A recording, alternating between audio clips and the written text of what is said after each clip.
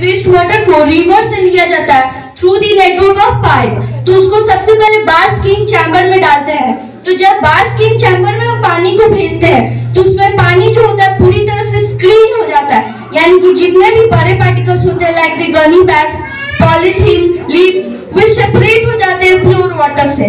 फिर उसको second tank में भेजा जाता है जिस टैंक का नाम है सेडिमेंटेशन टैंक। तो इस टैंक में जब हम पानी को भेजते हैं तो उसको कुछ दिनों के लिए यूं ही छोड़ देते हैं।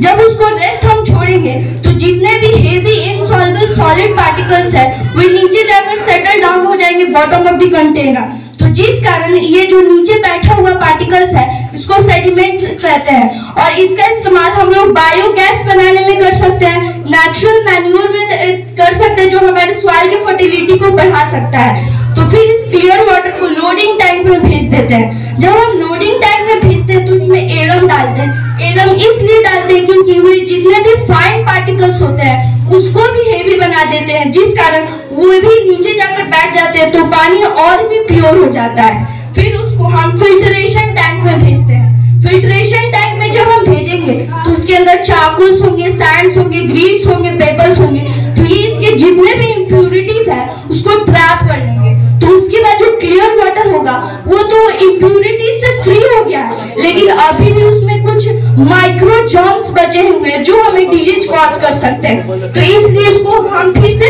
क्लोरिनाइजेशन टैंक में भेजते हैं। तो जब हम क्लोरिनाइजेशन टैंक में भेजते हैं तो उसमें क्लोरीन मिलाते हैं। तो जब हम क्लोरीन मिलाते हैं तो वे जितने भी जर्म्स हैं उसको किल कर देते हैं, तब हमारा पानी जो होता है वो पीने लायक हो जाता है। तो फिर उसको टेस्ट करने के लिए हम वाटर टेस्टिंग लैबोरेटरी में भेजते हैं। वहाँ पे पानी का चेक होता है कि ये पानी पीने लायक है या नहीं। जब ये पीने लायक हो जाता है तो इसके बाद इसके घर के सिटीज के जितने भी घर हैं उनको सप्लाई कर दिया जाता है उनके वाटर टैंक में। So this is my project. Thank you.